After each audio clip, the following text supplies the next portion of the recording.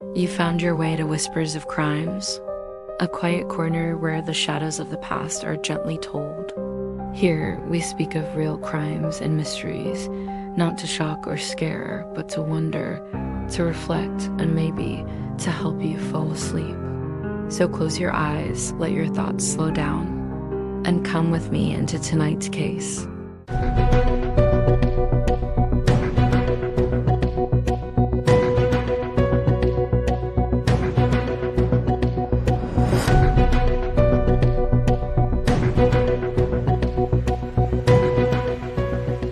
He wanted to kill 64 people, one for every square on a chessboard, and he nearly did. By day, he was a quiet man in Moscow. By night, he hunted victims in the shadows of Bitsa Park, armed with a hammer, a bottle of vodka, and a thirst for murder that couldn't be quenched. Alexander Pichushkin didn't just kill, he played a deadly game.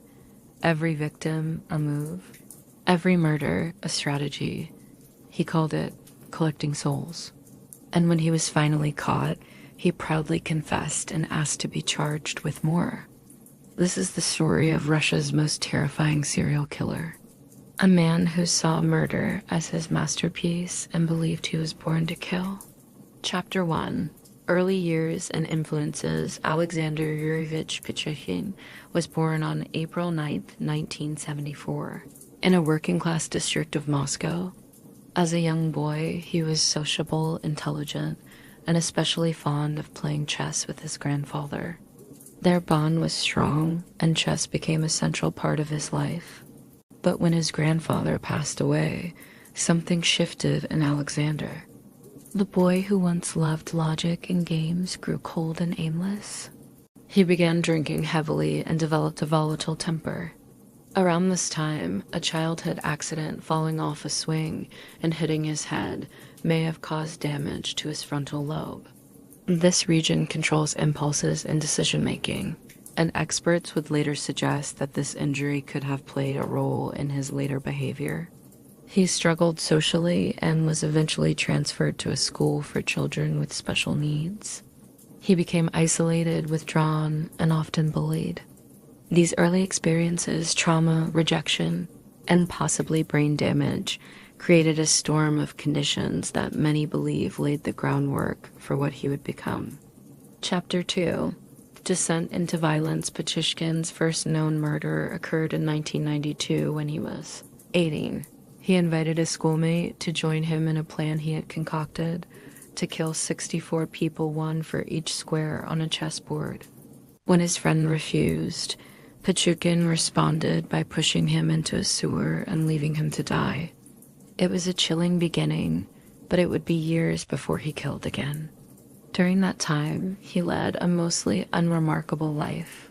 He worked as a grocery store clerk and kept to himself, often playing chess in Moscow's Bitsa Park. To outsiders, he seemed like a loner with a drinking problem. Perhaps odd, but not dangerous, but something stirred within him. He later confessed that when Russia introduced a moratorium on the death penalty, it freed him mentally. Knowing he wouldn't face execution, he began plotting again. In 2001, he resumed killing, this time with chilling efficiency. He would invite acquaintances to drink with him at the park, often near a secluded area, or even a makeshift memorial for his dog. There, after gaining their trust, he would bludgeon them with a hammer or a vodka bottle. These murders became a ritual calculated and emotionless. Chapter 3. The Bitsa Park murders. Between 2001 and 2006, Bitsa Park became the hunting ground for one of the most prolific serial killers in modern Russian history. Pichushkin targeted the vulnerable homeless men, alcoholics, elderly chess players, people who wouldn't be missed. He lured them with offers of vodka and companionship, then turned on them without warning. His weapon of choice was a hammer, and he often attacked from behind to avoid resistance. Sometimes he left grotesque signatures at the crime scene, shoving bottles or sticks into the victims' skulls. These weren't just murders. They were messages, statements of control and cruelty. Many of his victims were people he had known through chess. He saw the killings as a game, a project. He even kept a mental scoreboard of his victims.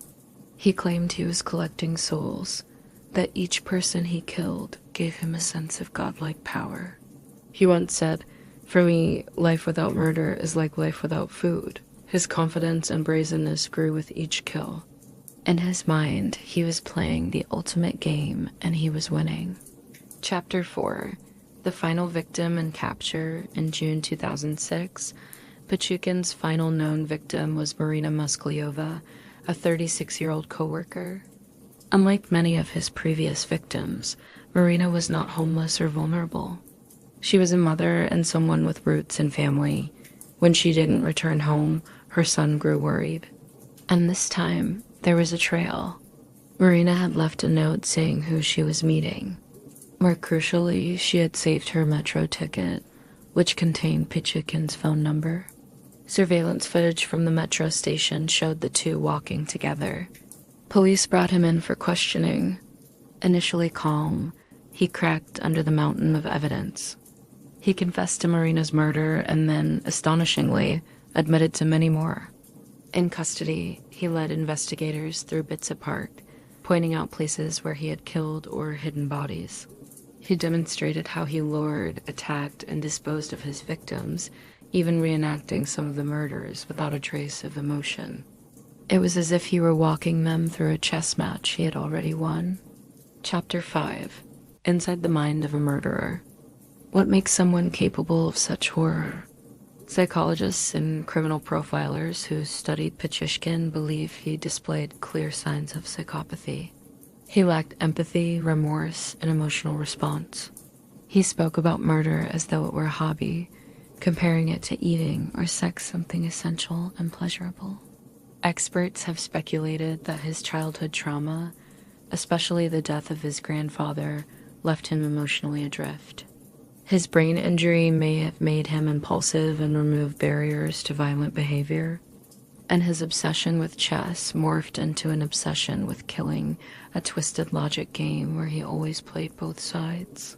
He also saw himself as superior to other people, even claiming he was a godlike figure who decided whether others lived or died. He believed that taking life gave him power, that each kill made him more complete.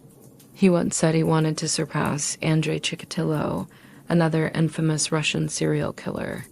He was chasing infamy, chasing numbers, chasing legacy. To him, every life was just another piece on the board.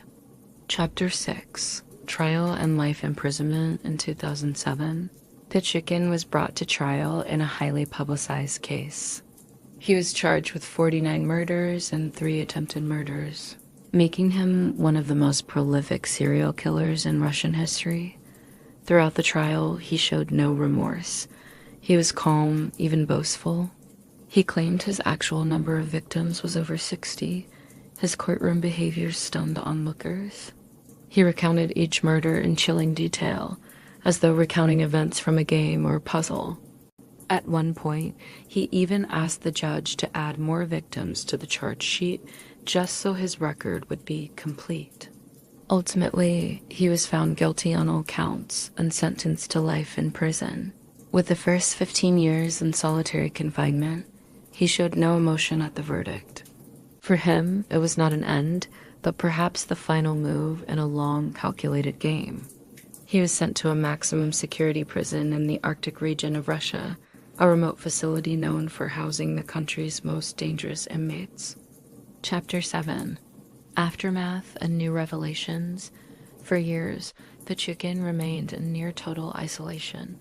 But even behind bars, his desire for attention and control did not fade.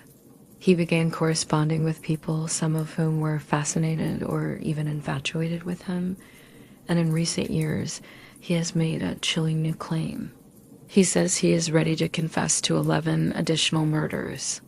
If true, that would push his victim count to at least 60, closing in on his self-proclaimed goal of 64. Investigators are cautiously reviewing these claims, unsure whether he is revealing truth or simply seeking the spotlight once again. His story continues to fascinate and disturb. How did a boy who loved chess and his grandfather become one of the most dangerous men in Russia's history? Was he born a killer or made into one? Alexander Pichushkin remains locked away in Russia's far north. His crimes continue to haunt the city of Moscow and the minds of those who try to understand what turns a human into a predator. His chessboard may never be fully complete, but the game he played with human lives has already left an indelible scar. That's all for tonight's story. Another thread in the web of true crime, quietly unraveling as the night goes on. If you're still with me, thanks for listening. And if sleep has already taken you, may your dreams be peaceful and your mind at ease. I'll be here next time by the fire with another story waiting to be told. Good night, and don't forget to lock your doors.